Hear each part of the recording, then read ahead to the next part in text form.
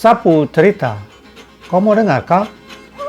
Ini novel Orang-Orang Otimu ditulis oleh Felix Kanesi, pemenang sayembara novel Dewan Kesenian Jakarta 2018. Begini Sapu Cerita.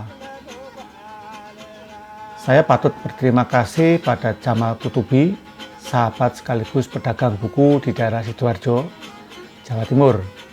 Suatu kali awal bulan puasa ini saya janjian ketemu di kedai kopi di kota Sidoarjo. Saya pesan 2 buah buku darinya. Terserah, yang penting bukan novel terjemahan yang sering bikin pening kepala. Alhasil, dia bawa 2 novel berjudul Orang-Orang Otimu serta Aib dan Nasib, keduanya terbitan margin kiri. Aha, saya kenal dengan orang-orang di belakang margin kiri ini.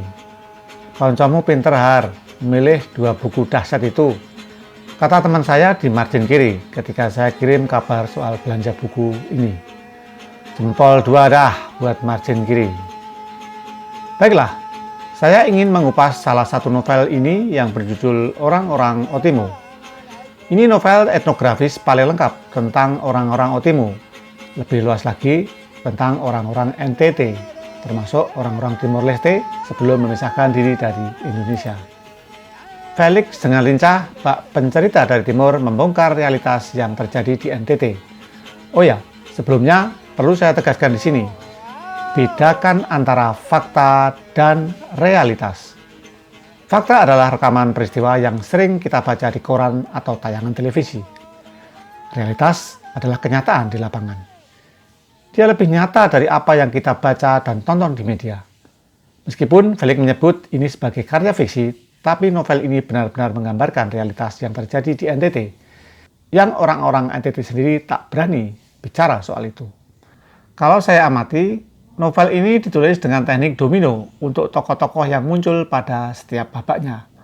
Tokoh yang muncul pada bagian sebelumnya menjadi pintu masuk untuk membahas secara detail pada bagian selanjutnya. Ada 14 rangkaian domino yang telah dia siapkan. Dari situlah tokoh-tokoh muncul dengan segala problemanya. Latar belakang NTT kental sekali diceritakan dalam novel ini. Mulai dari tragedi politik, perebutan kekuasaan di Timor Leste waktu itu, perseteruan antara Fretilin, Apodeti, dan ASDT. Dari urusan politik merembet pada urusan pertandingan bola antara Brasil dan Prancis. Pohon lontar, sopi, sirih, sunat, sifon, belis, hingga seks yang mendesah-desah. Novel ini secara lengkap menggambarkan realitas soal tentara, negara, dan juga gereja. Kali ini saya akan menggunakan medium gambar untuk sedikit mengulas novel ini.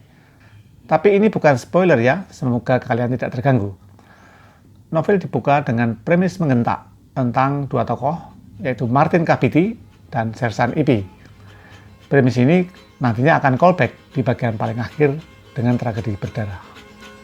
Dari Sersan Ipi kemudian muncul tokoh Julio, Lena, dan Laura yang datang dari Timor Leste sebagai warga negara Portugis. Dari situ cerita terus mengalir hingga menyisakan Laura yang luntang-luntung dan berjumpa dengan tokoh Amsik, sang pemanjat lontar. Ini menjadi babak menegangkan tentang siapa sebenarnya Laura dan apa hubungannya dengan Ciprianus Portaques Otimu yang kelak orang-orang memanggilnya Ipi atau Sersan Ipi. Dari sini cerita kembali menyorot sepak terjang Sersan Ipi di Otimu, sang bujang setengah tua yang kemudian berjumpa dengan malaikat cantik rumahan bernama Sylvie. Siapa sosok Sylvie, keponakan Om Daniel yang semula sekolah di SMA Santa Helena yang kemudian pindah ke Otimu dan bikin geger? Terdapat adegan 17 tahun ke atas antara Sersan Ipi dan Sylvie di meja dan lantai dapur rumah Sylvie yang sedang kosong.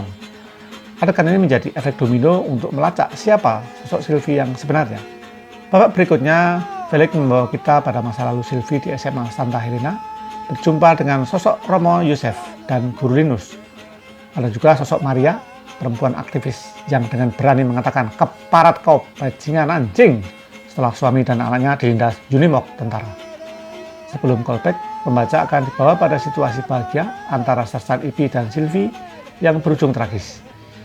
Itu saja. Saya tak mau ganggu kalian dengan spoiler murahan. Kalian baca sendiri saja novelnya. dijamin bakal kenyang dengan nuansa NTT yang gersang, kering, dan getir. Tapi Felix mencoba menghibur kita dengan gaya bertutur mirip stand-up komedian. Tapi kali ini mungkin lebih tepat sebagai komedi satire. Itu saya punya cerita. Sampai jumpa.